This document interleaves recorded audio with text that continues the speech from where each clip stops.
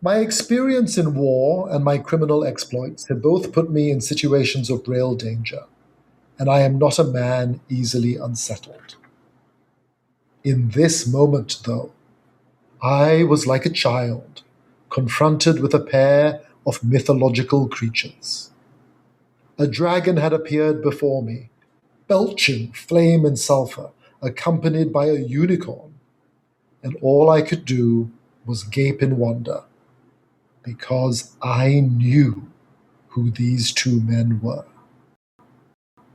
Support for I Hear of Sherlock Everywhere comes from listeners like you who support us through Patreon and Substack.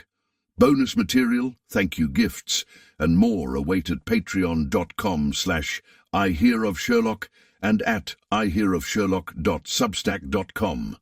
And now you can enjoy some iHo's swag, mugs, notepads, and oval stickers, available in our store. Find it at ihearofsherlock.com/merchandise. I Hear of Sherlock Everywhere, episode 337, The Great Game. I hear of Sherlock everywhere since you became astronomer. In a world where it's always 1895, it's I Hear of Sherlock Everywhere, a podcast for devotees of Mr. Sherlock Holmes, the world's first consulting detective. I've heard of you before.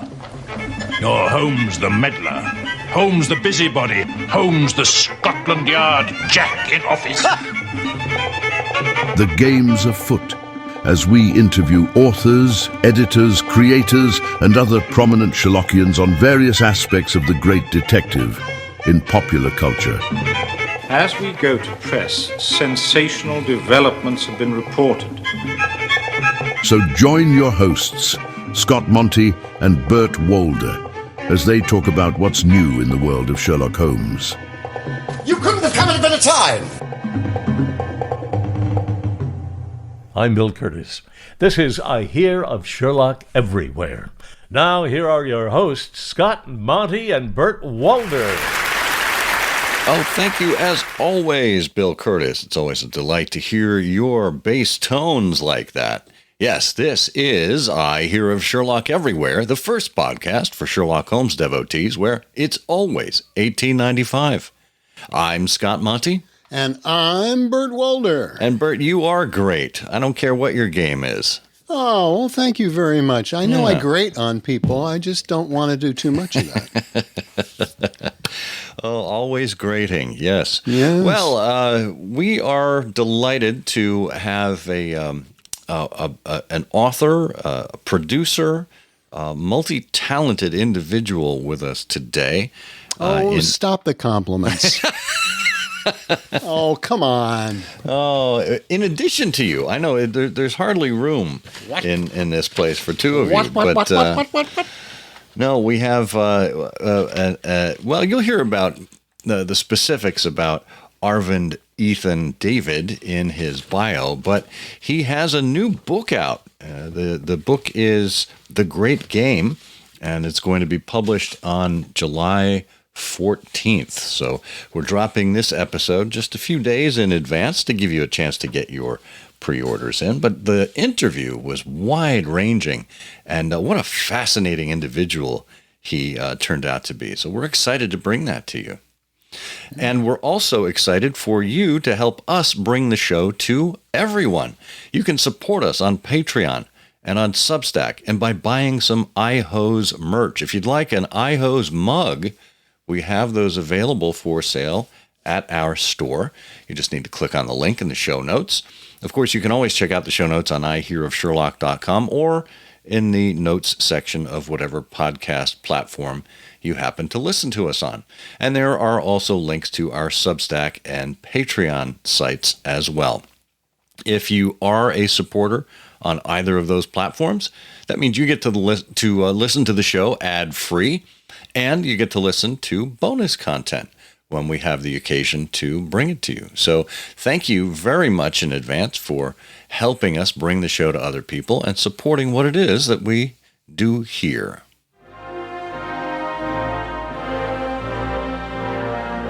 Okay, we march into the second half of August. This is the Learned Societies, where we bring you news and information about how you can get involved at the local level. You know, the Sherlockian world, although there's plenty of it online, it really begins with getting together with people near you. You may need to travel a little bit, or you may even participate in a virtual event, but the whole idea is bringing Sherlockians together for fellowship. And the Sherlockian calendar is one of the things that makes that possible. So, Bert, where do we find ourselves in the second half of August? Well, in the second half of August, on August 16th, friends, if no one has given you the bird lately, you need to go to Madison, Wisconsin for the notorious Canary Trainers. And they are having a meeting. Joanna Draper Carlson is your contact, and she's also available through the interwebs at comicsworthreading.com/Canary Trainers.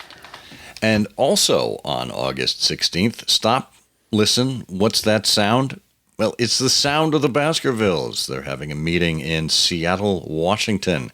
David Haugen is your contact there, and you can find more information out at soundofthebaskervilles.com. And on August 17th, Columbia, Maryland, our friend Matt Hall is having a meeting, Watson's Tin Box of Ellicott City, Maryland, and more at watsonstinbox.org. Get your wheels turning on August 20th to Columbia, South Carolina. The Handsome Wheels are having a dinner meeting. You can find more at handsomewheels.com. That's HANSOM wheels.com. August 21st, St. Charles, Missouri. The Harpooners of the Sea Unicorn are having a meeting. Jonathan Bassford is your contact. And find out more at harpooners.wordpress.com. I wonder how easy it is to smuggle a harpoon into Missouri. And how much use it actually is there. Interesting. Good question. Ask Jonathan. We should. Yeah. On August 22nd, in Winter Garden, Florida, the Orange County Pips of Orlando are having a breakfast meeting. Eric Deckers, our pal here, is going to be coordinating that and will be there in person. No word on whether Eric is buying coffee for everyone, but I'm sure the conversation will be great. Find out more at meetup.com/orange-county-pips. And August 27th, the Afghanistan Perceivers are having a virtual meeting. Contact Brian Wilson for more information, and the website is tulsa-sherlock.org. And here in the Detroit area on August 29th, the Ribston Pippins will be having a meeting. It's a mystery as to what it is at this point. Regina Stinson is still planning it, but you can find out more at ribston-pippins.com. Well, that wraps up August for the Sherlockian calendar. If you have an event to add, or if you'd like to browse around and see what else is available in other months and other areas, just check it out at sherlockiancalendar.com.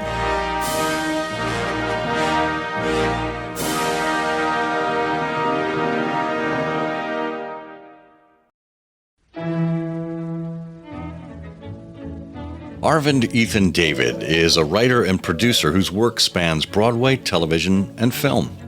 He was a lead producer of the Tony and Grammy-winning musical Jagged Little Pill, and he's written and produced extensively in television, including Dirk Gently's Holistic Detective Agency, Anansi Boys, and the Asian Academy Award winner The Garden of Evening Mists.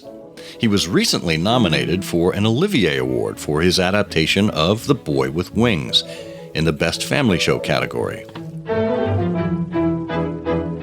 His graphic novels include Stoker-nominated Darkness Visible, and his stage work includes the adaptation of his late mentor Douglas Adams's legendary The Hitchhiker's Guide to the Galaxy. The Great Game, which Thomas and Mercer will publish in July 2026, is his debut prose novel. Arvind Ethan David was born in Kuala Lumpur, Malaysia, educated in England, and currently lives in Southern California with his family. Arvind Ethan David, welcome to I Hear of Sherlock Everywhere. Thank you. It's wonderful to be here hearing of Sherlock with you. Well, we look forward to hearing about what you're going to talk about. Well, why don't we start the way we start with everyone and ask you how you first got to meet Sherlock Holmes? It was through the stories. I think I was 10 or 11, about that age, and my father gave me a collected edition, and I just dived in, and I was gone. I was done. I was hook, line, and sinker. I was in the world. And the reason I know this, I have embarrassingly some evidence of it, which is I wrote I had very indulgent parents who were indulging what they saw as the proclivities and precociousness of their darling firstborn. And so there's a little self-published book of poetry that I wrote at about 10.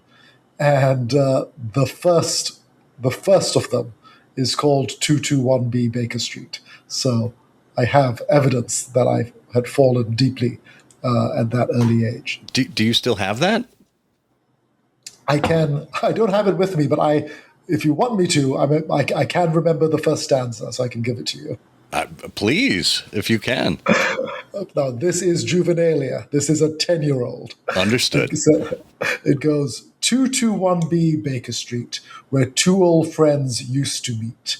Where is the pipe that one did smoke? Where are the fumes on which the other did choke? That's quite impressive for a 10, 11-year-old. Yeah, that's very good. It went on for some time, but that's all I can remember, thankfully. Well, that's well remembered. Well, it has the attraction you want for everything like that, which is that it keeps the reader saying, well, where indeed? What's next? When you devoured the stories, do you remember by any chance? Did you read them all in publication order? Did you pick them out based on suggestions? What was your experience there? I think what happened, because the novellas are early, right? Studying Scarlet is early, so I think I may have started on that. And then got a bit lost because it has this long, digression to Utah and Mormon era America, and that sort of didn't have any purchase with me at that time. So I think then I skipped ahead, and then got much happier when I was in Red-Headed League and the other sort of shorter, punchier ones. Yeah. And then in years to come, I went back and enjoyed the novels with a slightly more mature eye. Well, just so you're aware, American Sherlockians have very much the same kind of reaction. So you're in good stead with us.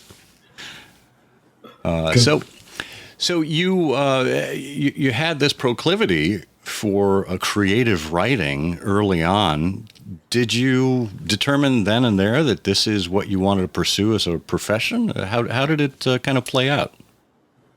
So I grew up initially in Malaysia, in Southeast Asia, Malaysia and Singapore.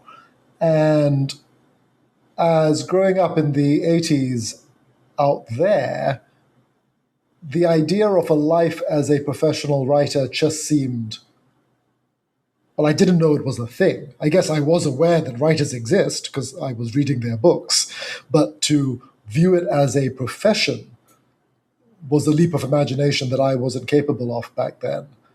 So it wasn't until much later, still as a teenager, when I was at boarding school in England, that the idea started to emerge that maybe there was a path. I did a lot of theater at school, I did a lot of theater at college, and then because of the theater I did, I was lucky enough to meet the great Douglas Adams, and he provided very much an example of a creative life. And so I think it was about then, which was, 19, I think I was when I met Douglas, that I started thinking, okay, maybe there is a different path towards a working life that doesn't involve quite so many suits and ties and law books. Maybe there is a path that is a bit more fun. Now, not everyone can just kind of casually say they've met Douglas Adams. Bert and I are both fans. And I have to imagine, Bert, you share with me this burning desire to hear more about this association with Douglas Adams. Well, yeah. And also, when you have this notion that hits you, there is another path that doesn't involve suits and ties. I'm also curious about what that first step is. But how did you come to meet Douglas Adams? Is a magnificent writer, and I'm a huge fan of Douglas's work, and I think he's much missed. He is much missed. Well, there is a detective link, so we don't have to go entirely off topic. We can talk about Douglas because off topic is our middle name. That must be Dirk Gently, the detective. It is Dirk Gently of the Holistic Detective Agency. So I adapted the first Dirk Gently novel, first at high school when we didn't tell anyone, and then again at university. And then we did write to Douglas and his agents and asked permission. And they not only gave permission, which was very kind of them, and they didn't need to do, but when the agents saw it, they recommended to Douglas that he should come see it. And lo and behold, he did. And so we had a group of very nervous 19-year-olds performing the master's work back at him. I mean, imagine, and it was the first time it had ever happened. It was the first time anyone had ever adapted Dirk Gently. I mean, just imagine that in our context. Imagine if some snotty student from, Oxford calls up or writes to Conan Doyle in 1898 and says, please may I adapt Sherlock Holmes for the stage. I mean, it could have happened. I mean, Oscar Wilde could have done it. It's imaginable. So, but I don't know whether Conan Doyle would have said yes, but Douglas Adams did say yes. And that's how I met him, and that sort of started my career. Oh, that's wonderful. So what was the next step in your career? Well, here we come into more prosaic territory because, as I mentioned, I grew up in Malaysia. And so I was living in England on a student visa. And so when I left college, what I wanted to do was to turn professional as a writer and director of theatre. That's what I thought I would do. And I had done a lot of theatre and various, thanks to Douglas in part, a bunch of agents and producers had seen my work. And I had offers of representation and offers of jobs. But what I didn't have was a visa. And in this world, more so today than ever before, and not in Conan Doyle's day, but in this world, you need a visa. You need a passport to stay somewhere like England or America and do your work. And I didn't have one. And so, following in a venerable tradition, I went to law school and got a law firm to sponsor my visa and to sponsor my passport application. And I was a lawyer until I didn't need to be. And once I had passport in hand, then Does anyone really need to be a lawyer? Increasingly, the answer is no. I'm sorry. Well, that's wonderful. But what a terrific start for your career, because, of course, here, with Dirk Gently and then later with Hitchhiker's Guide, you have this wonderful fantasy world with these amazing characters and this great humor. And the idea of transferring that successfully to the stage can seem insurmountable, to a writer. But that must have also been a great precursor for you for your experience with graphic novels and telling, delivering stories in this purely visual manner.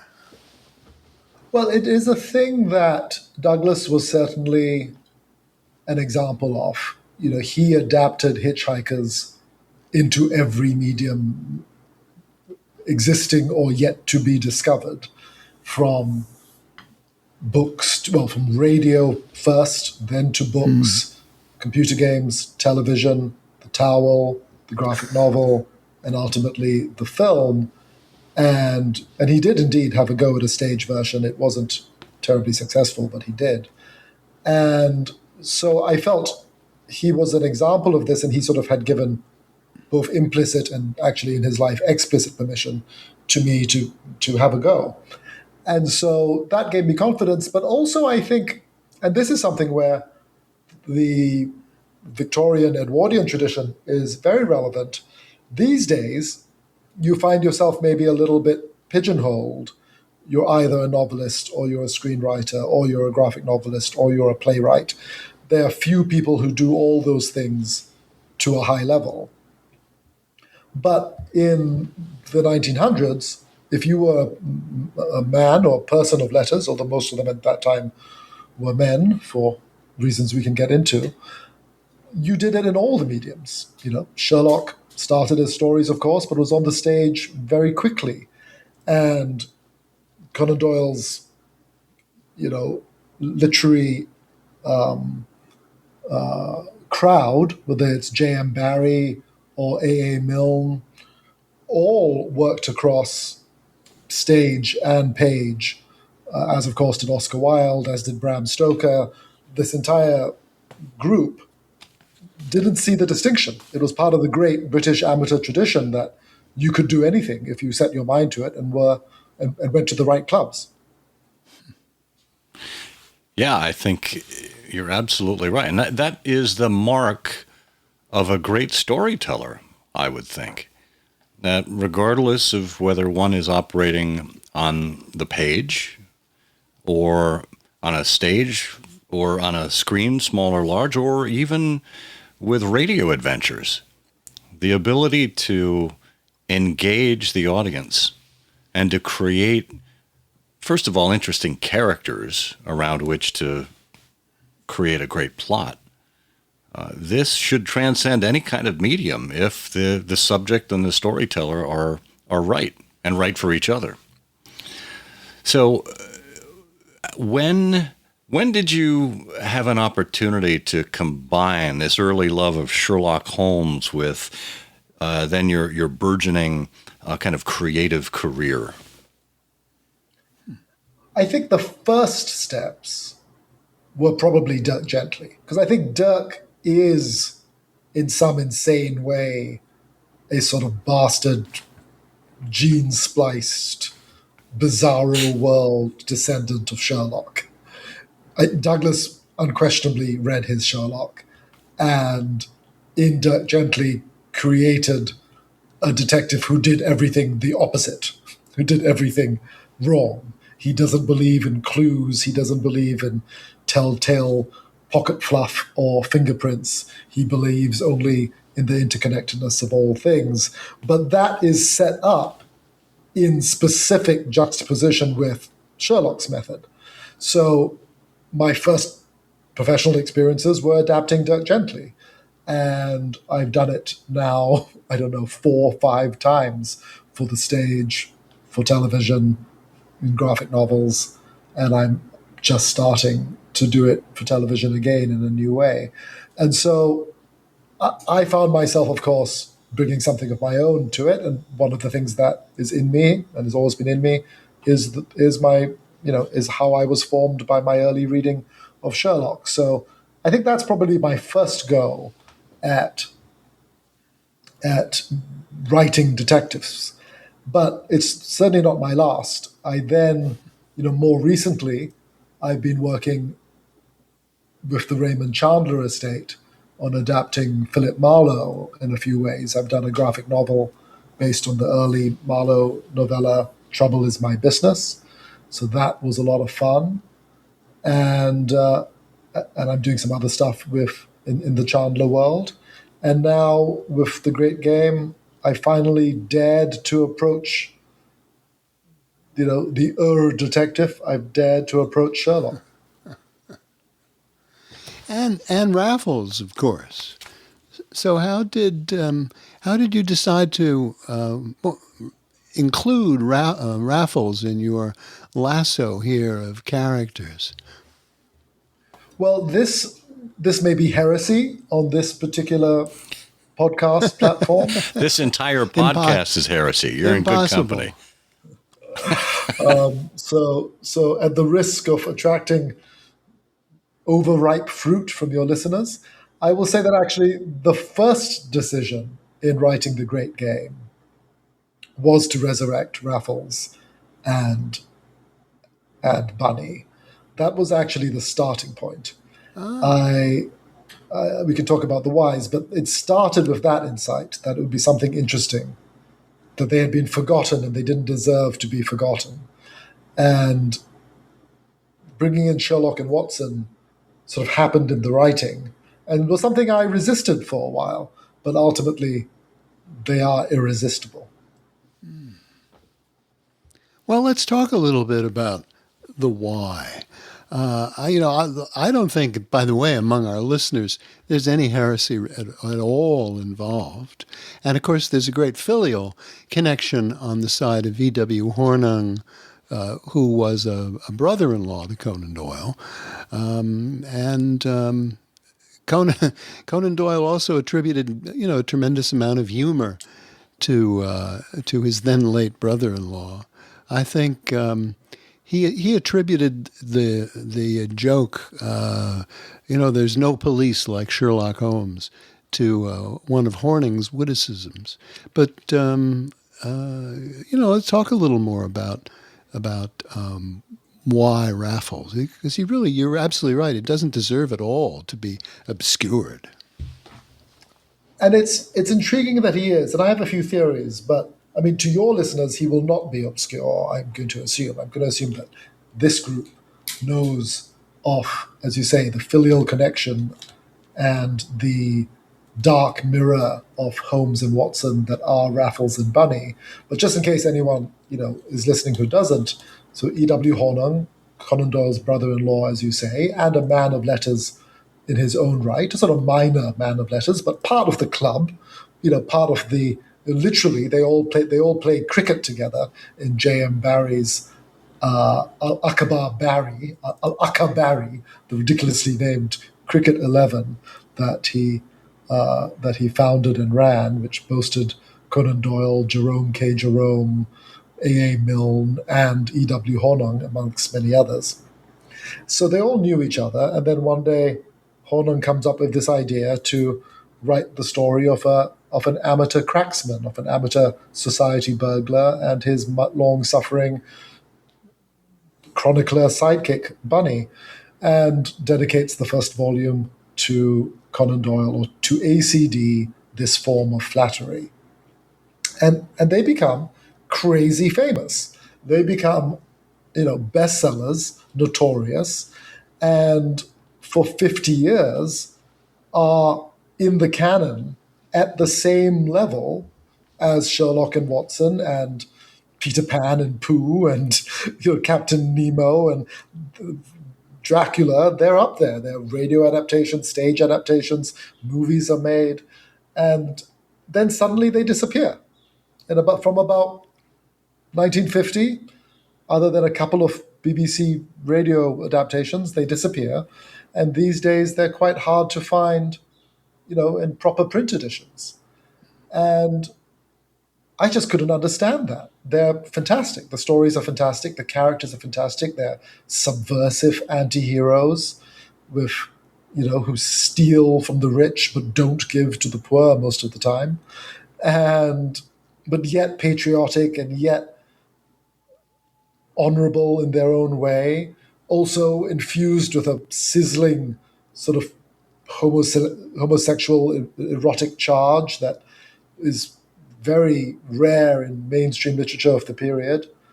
Of course, in part because they're based on Oscar Wilde and Lord Alfred Douglas, as well as being based on Sherlock and Watson, and that combination is so rich. Anyway, I could obviously, as you're gathering, I could go on, but yet they're forgotten.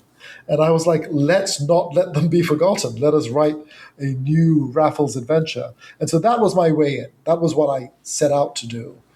And I want to acknowledge that I did it the first time, or we tried to do it the first time for television with my friend and colleague Paul Redford, who said to me one day, it was him who said over lunch one day, let's take a look at Raffles and Bunny.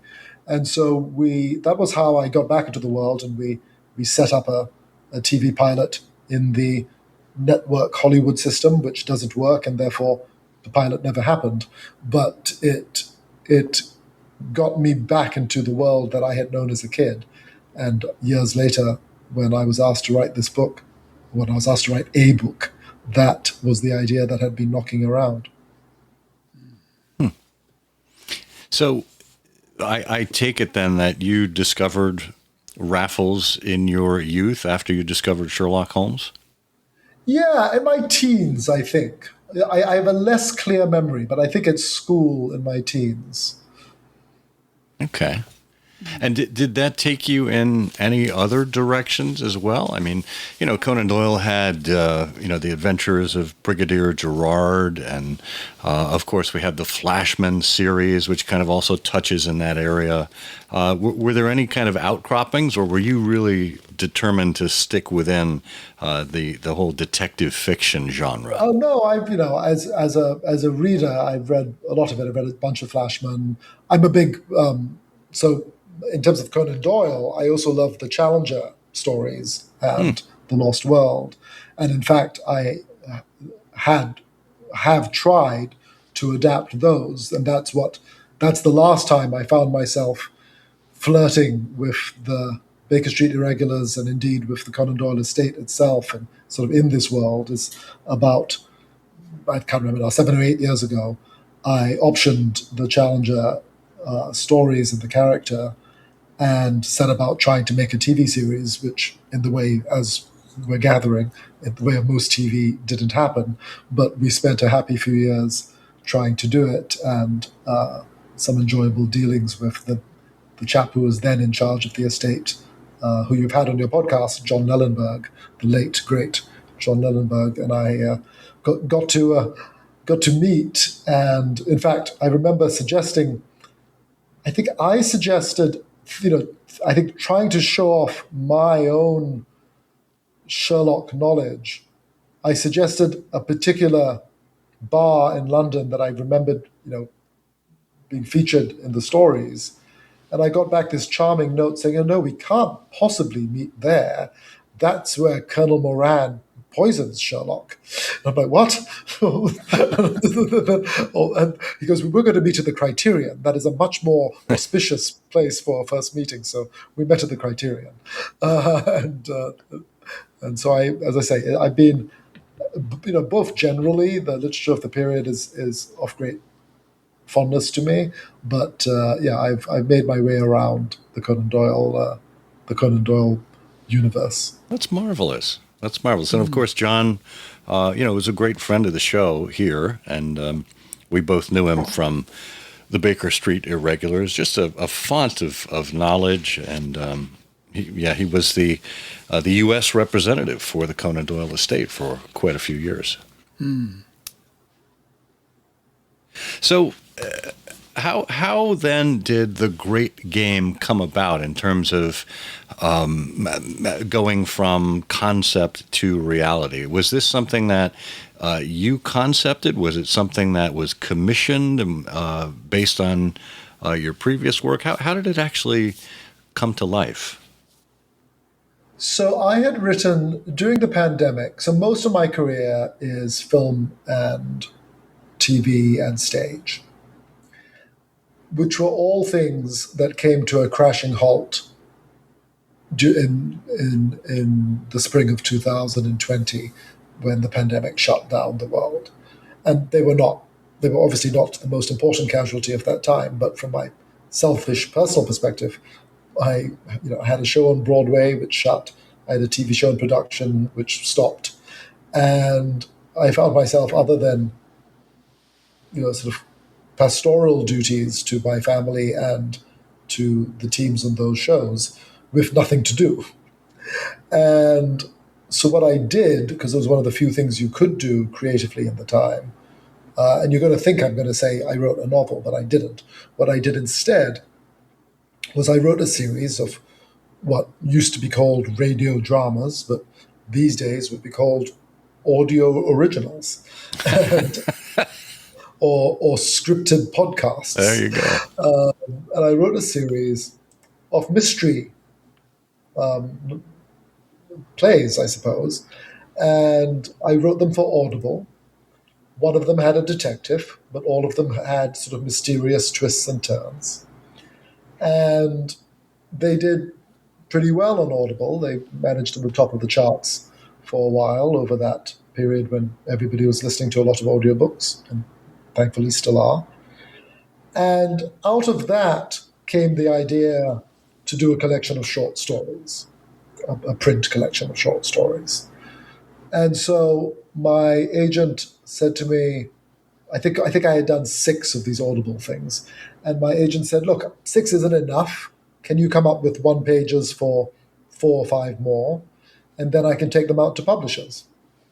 So I said, sure. And I knocked out a bunch of one-pagers, all sort of mystery, speculative fiction ideas.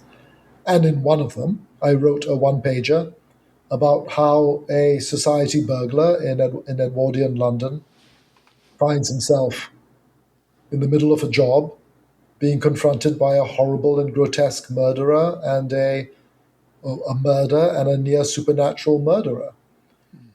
And I don't think I name him as Raffles in the one-pager, but that was what I had. I had this idea that Raffles would be on a job and the job would be interrupted by a horrific sort of Rue Morgue level murder, and that would take us somewhere. And that's all I had, and I thought it was a nice short story, and I wanted to do something from Raffles after my experience trying to bring him back for television. And then the thing happens that doesn't happen very often in this business, a sort of nice surprise, which is a publisher called up and they said, we'd love to do something with you, but we don't want to do short stories, which was a bit confusing because I said, well, we've sent you short stories and that's what we want to do. So they said, well, we'd like this idea, this one-pager about the society Edwardian cat burglar. Will you do this, but will you do it as a novel? To which there's obviously only one possible answer, even if you have no idea at that point what the novel is going to be, or if you can write a novel. So I said yes, and then set about trying to answer the other 2 questions. That's marvelous. And this is your debut prose novel. So, make it or break it. Saying no pressure, Arvind. Right? So talk about the process then of going from short story to novel, because it's not as simple as stitching them together into chapters and hoping it all flows. I mean, you need a whole arc and character development and a theme that goes throughout. So how did you find that experience and what did you do to get yourself through it? Well, the thing about novels as a playwright and screenwriter, the first thing that strikes you when you set about trying to write one is that they're incredibly long. I mean, the longest movie screenplay is maybe 25 or 30,000 words. Hamlet is 30,000 words. But an average novel is 100,000. And, War and Peace is 400,000. So the first thing that struck me was that this was going to be a lot more work than I had realized and probably take longer. And you may think that sounds like the reasoning of an idiot, and you'd be entirely correct. But that hadn't occurred to me. That hadn't occurred to me when I said yes. It's a marathon compared to any other type of writing. I've written 6 or 7 graphic novels, a bunch of audio originals, 3 or 4 plays, and a bunch of television. But I had nothing in that had prepared me just for the scale of this. And that took developing some new muscles and took some learning. And also, you say rather sweetly, what was the process of going from short story to novel? I didn't have a short story. I had 1 page. I had the very simple idea of a cat burglar being surprised by a murderer, which is a good idea, but is not in and of itself a novel. And so they started a process. A lot of conversations with friends who are smarter than me, and a sort of thinking about the things that had always interested me in the literature of the period, the things that had drawn me to Sherlock, the things that had drawn me to Raffles, and to Challenger, and to Dracula, and to Barry and Milne, and all of them. And one thing that occurred to me was, much as I loved all these worlds, and I do love them deeply, they are foundational for me, I wasn't in them. There wasn't anybody, I was born in Malaysia of Indian parents. I'm a serial immigrant. I'm a brown man. I'm not in these books. Or rather, on the very rare occasions that someone who does look like me or has anything approaching my background turns up, they're the villain. The sign of the four, of course, is the one time in the canon where they are Indians marching about. We'll give you the 3 students, too. You were a suspect. True, and the 3 students. Which is surprising, because Conan Doyle knew Indians, Mm-hmm. He defended one. He defended George, the poor chap wrongly accused of cow tipping, cow serial killing. And he was well-traveled, and he knew the empire, and and even Sign of the Four, never mind that they're the villains, and this is something the book gets into, they don't make sense. It's not clear whether they're Hindu or Muslim or somehow both, which is about as preliminary a question as you have to ask when writing about characters in the subcontinent. And he doesn't seem to have occurred to ask him. So I was wrestling with the fact that I loved these authors and these characters and these worlds, but that somehow 2/3 of the globe, and indeed a large chunk of London, was missing from them. Not from all of them. H.G. Wells, of course, creates Captain Nemo, who is a Sikh. And so I thought, okay, maybe my way in to this story is to find who 19th century me would be. To indulge the 11-year-old who fell in love with these stories and imagined himself in them, who imagined himself choking on the fumes of cigarette smoke in Baker Street, and just put him in and see what happens. And that's how Balvinder Dev Singh, the protagonist and narrator of The Great Game, was born. And once he was there, he took care of the rest. Well, tell us a little. Yeah, it's wonderful. Tell us a little more about Balvinder Dev Singh. I notice, of course, obviously, that bearing some resemblance to you, he's a law student and as well as a military veteran, so that puts him in the Watsonian space. But is how interesting it is to see the world that you're describing, in which a large part of Conan Doyle's audience and his peers really knew very little about the places that they were writing about, Africa and India and so on. And obviously the empire had a very different view of itself and its influences than its global subjects. But talk a little about his perspective and how he sees all this and how he thinks about it.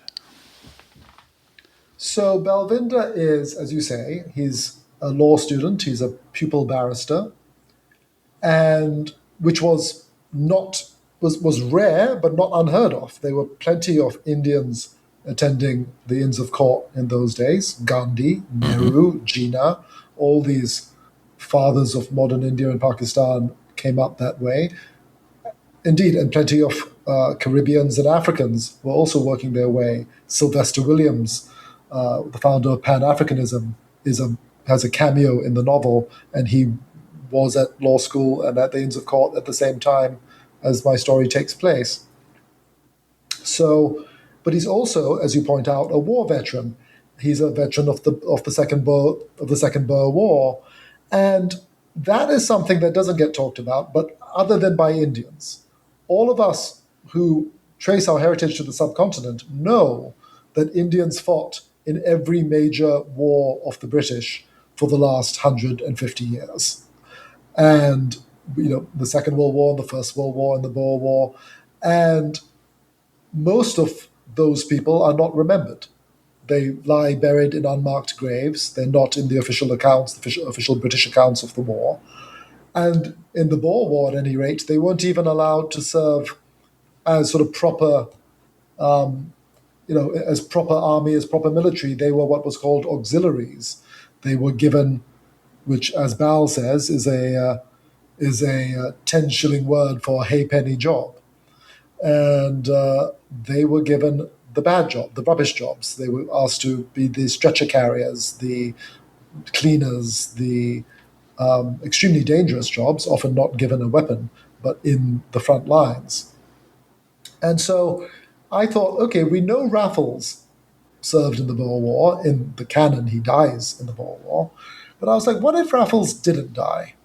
What if Raffles served his nation with honor? What if Bunny died? And what if Raffles met, because Raffles is someone who needs his sidekick. He's one of these people who needs to see his greatness and cleverness and beauty reflected in someone else's eyes. And a little, perhaps, like Sherlock himself. And he would need someone new. He would need to recruit a new sidekick, perhaps even a new Bunny. And so Bal fills that role. Indeed, as the book starts, if I've done this right, and this is a spoiler, you don't know who Bal is. He doesn't reveal himself at the start. Raffles refers to him as Bunny, and to someone who knows the Bunny and Raffles stories, they'll assume that it's the characters they know. But Bal isn't Bunny. He is his own man. He's not as much of a fool as Bunny was. He's not as willing to be duped. He serves his own agenda, and he looks at the world through his own perspective, which, as a Sikh, as a Punjabi, as an Indian, who's been to the best schools, who has his own ambitions and his own agency, is going to be rather different from those of Raffles and indeed of Sherlock and Watson or of the young Churchill who he meets. Well, this seems like a great opportunity for us to hear a little bit from you about the book. We asked you to prepare a little segment that you might read to us so people can get a feel for your offering. What have you got in mind? Set us up.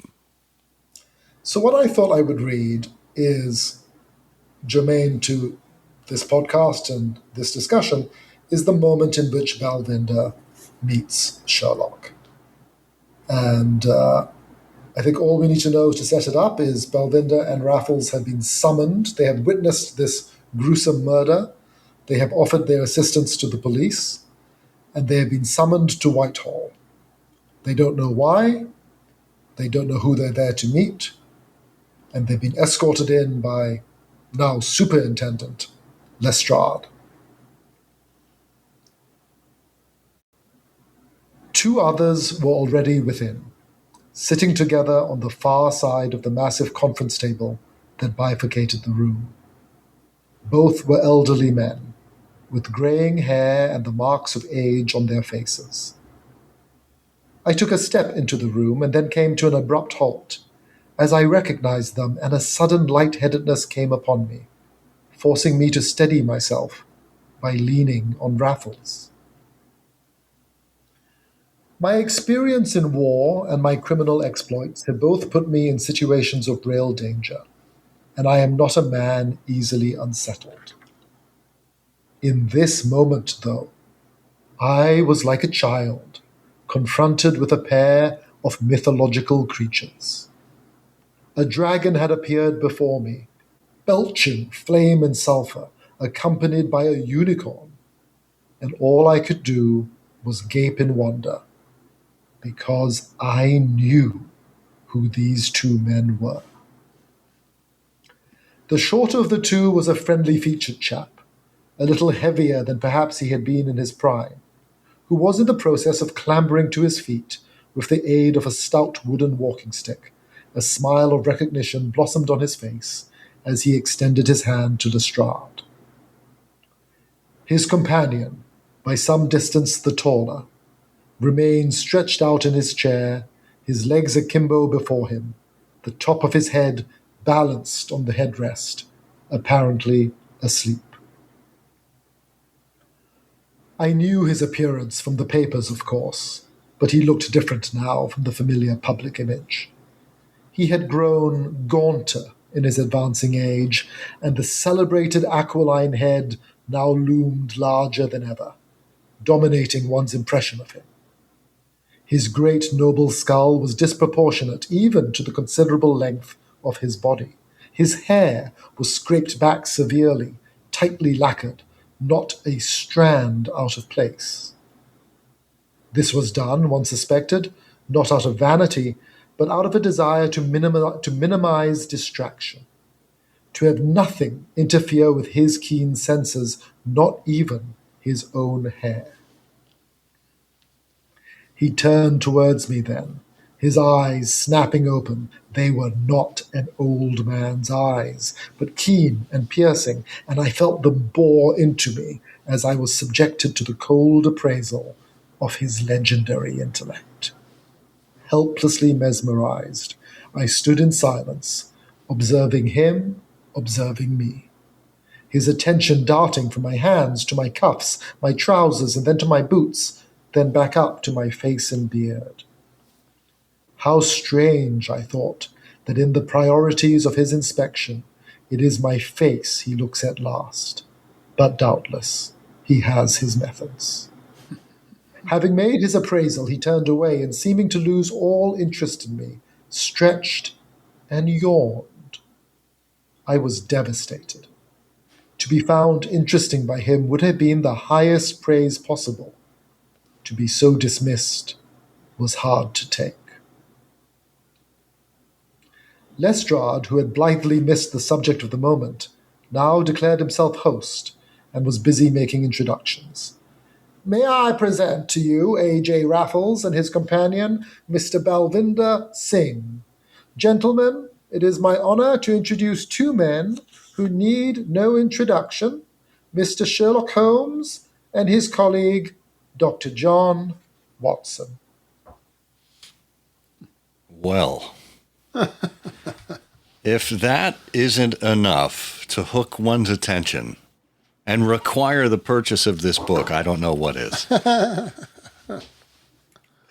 Most kind. A marvelous setting there. Yeah, fabulous, fabulous.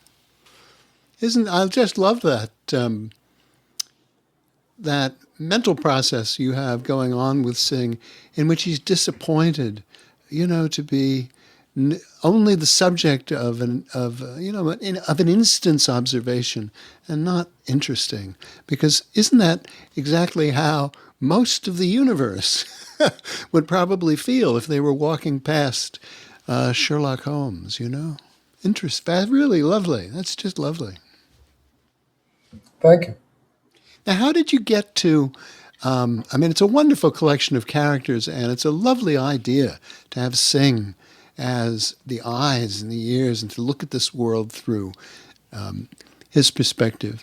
But how did you get to the overarching theme that's the title here, which is the great game? Obviously you must have a great love and knowledge of history, but this is the age, when, of course, there's great competition among the great colonial powers, Russia, France, Britain, Italy at the time, Germany, of course, for trade, for commerce, for territory. What was because on the one hand, that could quickly become dominating, to the narrative, but on the other hand, it's so immense a topic. So how did you begin to approach that?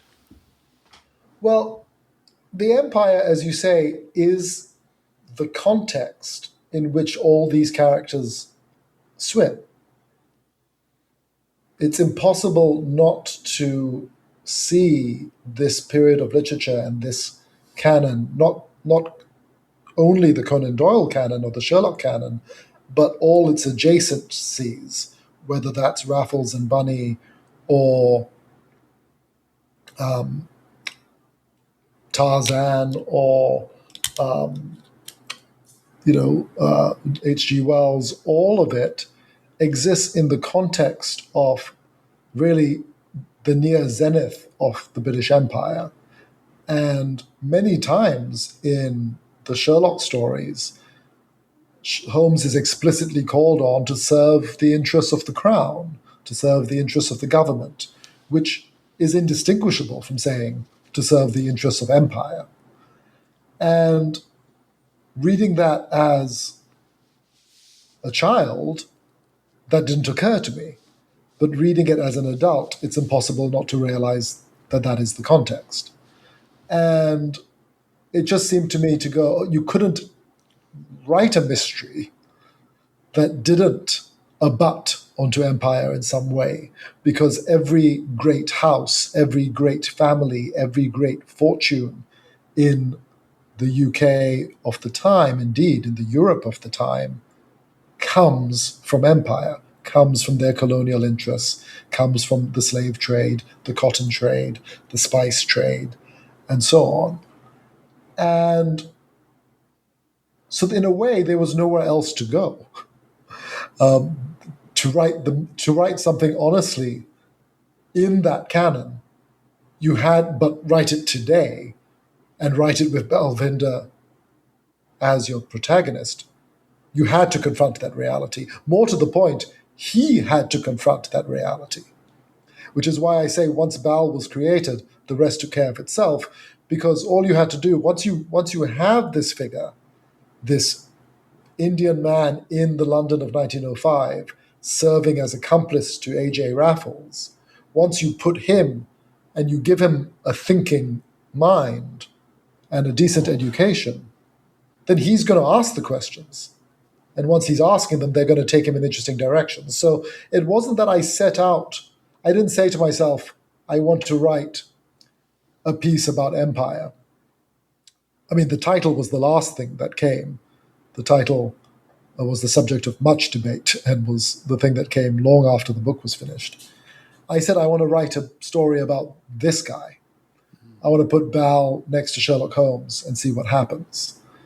And the rest of it just sort of grew. And I can't identify the moment that it became the book that it is, that it became about something. It wasn't meant to be. It was meant to be the story of this singular man. Well, singular it is indeed. And I think it's something that our audience will most certainly look forward to reading. It's available on July 14th. That's the release date. We are out a couple of weeks before that, so it gives you a chance to get your orders in, your pre-orders in, folks, and to get set up for reading throughout the summer. So check out The Great Game by Arvind Ethan David. It is published by Thomas and Mercer and is available wherever you get books. Well, Arvind Ethan David, thank you for joining us here at I Hear of Sherlock Everywhere. Thank you. It's been a real pleasure. And I suppose we should say so long and thanks for all the fish. Indeed.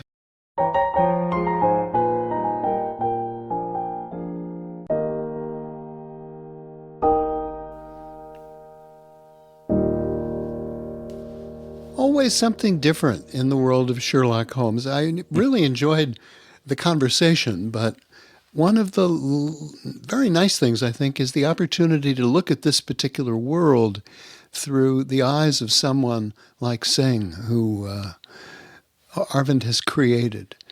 And to get that additional perspective in addition to these other characters who are coming together for this tale, I think that's going to be very interesting.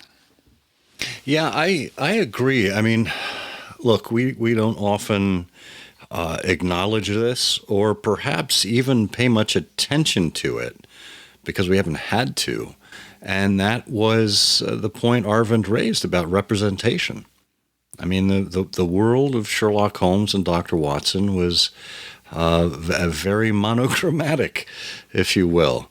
And those who did not fit, whether they were from South America or perhaps a few characters like Arvind mentioned who were from India, were usually sidelined or villainized or something like that.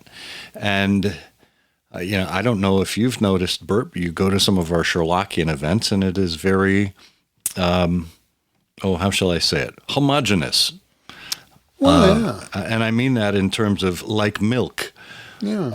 It would be nice to broaden the horizons here and to be more inclusive. And I think this is a really interesting way to approach it. And I hope Arvind not only reaches audiences of Sherlockians who already exist, but perhaps welcomes more in who never would have considered it before.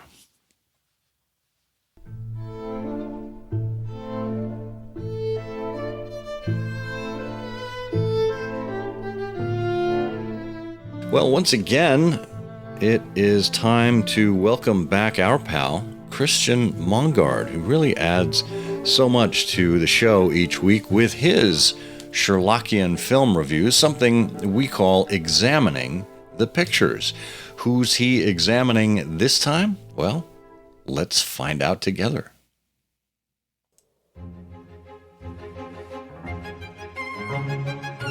Sherlock Holmes has a little sister. Yes, it's true. Her name is Enola Holmes, and as the protagonist of not one, not two, but 3 films, she is a welcome figure in the famous detective's otherwise mostly male-dominated universe. My name is Christian Mongard, and this is Examining the Pictures. The world of Sherlock Holmes is a product of the Victorian era, the British class system, and both his and his biographer, Dr. Watson's, at times archaic view of women. Enola Holmes is a highly modern film that both celebrates the brilliant detective and challenges him with a remarkable teenager as its main character.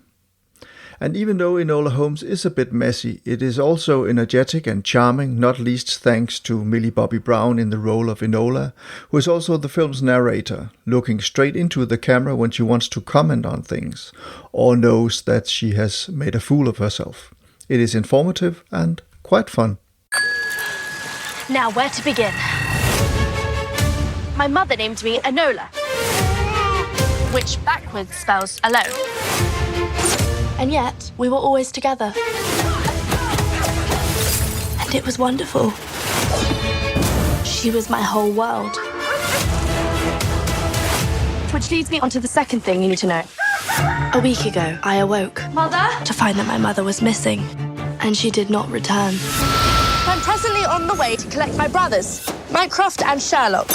The year is 1884, and 16-year-old Enola lives alone with her mother Eudora, played by Helena Bonham Carter, in a large old house in the countryside. Her father is dead, and her 2 older brothers, Sherlock, played by Henry Cavill, who makes for a good and very handsome Holmes, and Mycroft, played by Sam Claflin, have long since moved to London, where they live their own lives and do not have much to do with Enola and her mother. But one day Eudora disappears without a trace, and Enola sets out to find her. It is not for nothing, after all, that she is Sherlock Holmes' little sister, and schooled by her mother in a bit or a lot of everything: philosophy, science, sports, history, self-defense, puzzles, and word games. The problem is that Mycroft, who is now Enola's guardian and who has inherited the house Enola and her mother live in from his father, wants to send her to boarding school so she can learn to become a proper and well-behaved young lady ready for marriage, instead of riding a bicycle, climbing trees, playing sports, or doing any of the other fun things reserved for boys and men. And that is the core of Enola Holmes. It is a coming-of-age story from Victorian England, where women were very much relegated to the sidelines while men took care of everything important in society. This inequality is something Enola's mother has rebelled against her entire life. There are indications that she is involved with the more militant faction of the suffragette movement, and she has passed on her strong-willed, rebellious genes to Enola. As stated in a note she left for her daughter, "Our future is up to us." It turns out that the mother's disappearance has something to do with the reform of the electoral law to be voted on in the British House of Lords, a law that would grant British workers more rights. This is legislation that powerful reactionary forces are trying to sabotage in order to maintain the status quo, and Enola naturally becomes involved in this invisible battle between progress and stagnation. Along the way she meets a young Marquis, the somewhat helpless Lord Tewkesbury, played by Louis Partridge, who is himself on the run from his family because he refuses to conform to their demands regarding how he should live his otherwise privileged life. His inherited seat in the House of Lords also has a bearing on the reform being voted on. From there, the fast-paced film moves along at breakneck speed. Despite a running time of just over 2 hours, Enola Holmes keeps up the momentum all the way through, festively and enjoyably adding fine feminist facets to the Sherlock Holmes universe. One of the main reasons Enola Holmes works so well is Millie Bobby Brown, still best known from the popular Netflix series Stranger Things. She plays Enola as a proactive and gifted girl on the brink of adulthood. She is strong, brave, and knows how to speak up, but just beneath the surface lurks a vulnerability and uncertainty brought on by her mother's disappearance and an unknown future on her own 2 feet. Enola has listened both to her mother's good advice on how to live her life and to her older brother Sherlock, who is the more approachable of the 2 brothers and is himself trying to find their mother. However, Enola must learn to paint her own picture, as her mother also told her before she disappeared. But making the right decisions and finding oneself is not quite easy when you have a shady, bowler hat wearing and knife wielding type and the henchman of your oldest brother hot on your heels. Is she safe? She's had company. I'm Viscount Tewkesbury. A useless boy. You have to help me. I'm not ready to die on a train. I'm not ready to die at all, and I wasn't going to before I met you. What are you planning, Mother? She always had a reason for everything. Her own way of doing things. Perhaps she wants to change the world. Perhaps it's a world that needs changing. The plot of Enola Holmes is perhaps a bit too complicated with its many twists and turns, but the core essence, which centers on Enola's transition from child to adult and the choice of a future, independent of others, yet partly dependent on the future England as a class society chooses for itself, is flawless.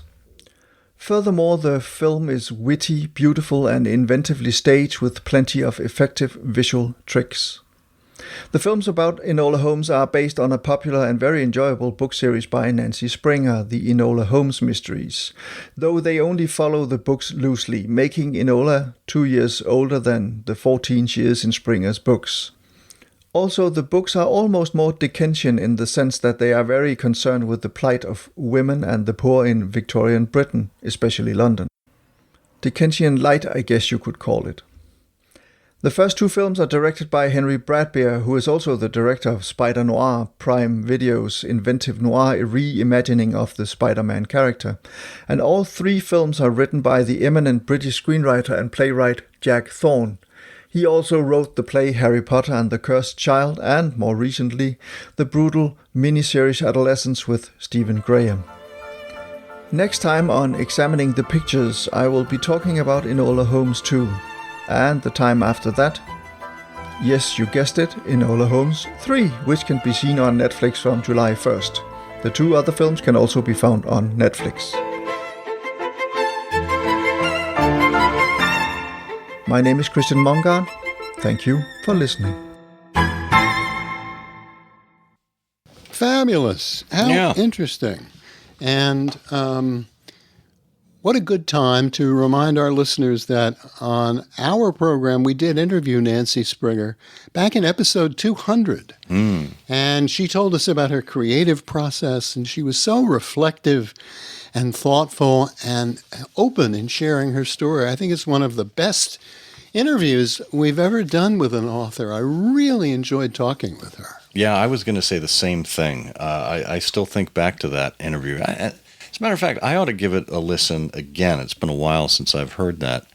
But I shared those sentiments with you, that she was just really introspective and unique in the annals of our interviews. So wonderful to see her work continuing to get the attention it deserves. You know, like Christian said, these are not exact dramatizations of the books, but they're inspired by. And again, if we can entice young people or attract young people to the hobby by virtue of introducing them in new and different ways, then albeit delightful. And all Holmes is good Holmes, as we say. Yeah. And some Holmes are Enola Holmes. Oh.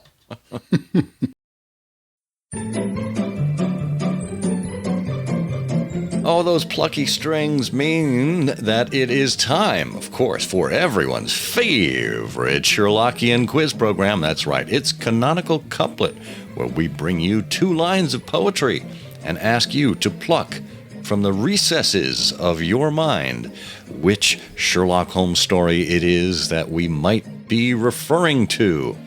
And this time around, oh no, I'm sorry, we're going to go to last time around. Speaking of reflective, we gave you this clue. A famous year for Sherlock Holmes, of triumphs was no lack. But why the morning journey to the butcher's then and back? Bert, I should know better. Yes. I should know better than to ask you, of all people, which Sherlock Holmes story we're talking about. And against my better judgment, yet I still ask, Bert, yes, which Sherlock Holmes story are we talking about? Well, you know, it's that butcher shop clue that gives the whole thing away. It's the case where Sherlock Holmes and Dr. Watson are visited by the unhappy John Hector McFarlane. He is a homeowner who's been arrested for the murder of a contractor who never showed up. It's the case Watson called the no-good builder. Yeah. The no-good podcast host. Well, nice effort. Aww. Nice effort, after all. But I'm sorry to tell you, you're wrong. You're wrong. The good news is we are supported once again by Eric Deckers, who said, Uskamaton, I've solved it.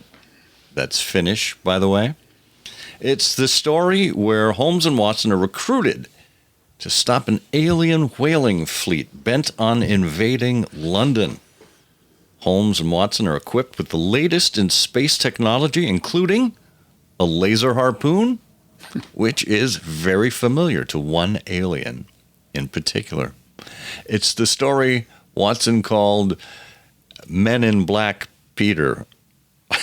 Except that doesn't sound right. I don't recall many creepy crawly people in the story, except for Baron Gruner. But that's more likely to be the adventure of Black Peter. Yes, Eric.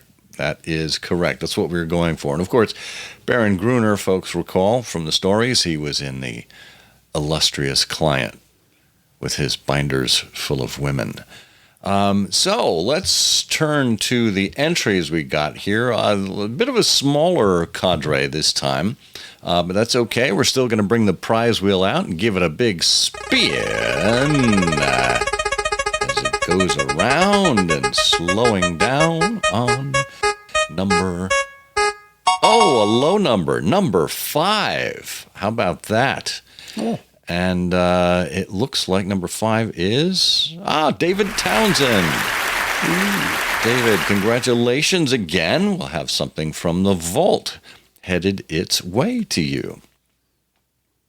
Well, we will give you another clue this time, and this time around, the prize is going to be a copy of Arvind Ethan David's book, The Great Game.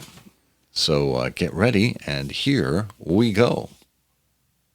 Mrs. Warren's lodger paid her well £5 a week to pierce the lodger's mystery in a mirror Holmes would peek. If you know the answer to the canonical couplet, put it in an email addressed to comment@ihearofsherlock.com with canonical couplet in the subject line. If we choose your correct answer from all the correct answers, you'll win. Good luck. Okie dokie. So, what do you have to say for yourself? I object. You are objecting. Objectionable. And objectionable. Yes. That's me. Yep. Well, I waive consecutive translation. That's what I would always like to say. I fancied myself, if I was a United Nations diplomat, I could announce that I was waiving consecutive translation. And most of the room would not know what you were talking about. Most of the room would wave back, I hope. I mean, we're supposed to be united, you know? We're supposed to be a bunch of United Nations. Come on, guys. Oh! Look, there's Russia waving with just one finger. That's interesting. Oh, I know. Well, we wave with all 10 fingers here, folks. We thank you for joining us. Of course, if you would like to get in touch for any reason, just email us at comment@ihearofsherlock.com. You can comment on our posts on our websites at ihearofsherlock.com or on Substack or Patreon. And we love to hear from you. If we're doing something well, please tell us. If we're doing something not well, please tell Bert. We do encourage feedback, and we love hearing from our fans. And when we are out in the world at Sherlockian meetings, step up and say hello. We always love talking to interested and interesting Sherlockians, and we know there are so many of you out there because you are what makes this hobby worth pursuing. So thank you for that, and thank you for being part of our lives. In the meantime, I will remain the always I was going to say lifeless, but I don't want to be lifeless. Lively. Always lively. Scott Monty. And I am the superficially lifelike Bert Wolder. And together we say, The game's afoot.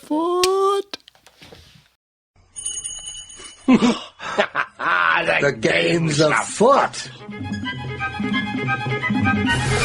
I'm afraid that in the pleasure of this conversation, I am neglecting business of importance, which awaits me elsewhere.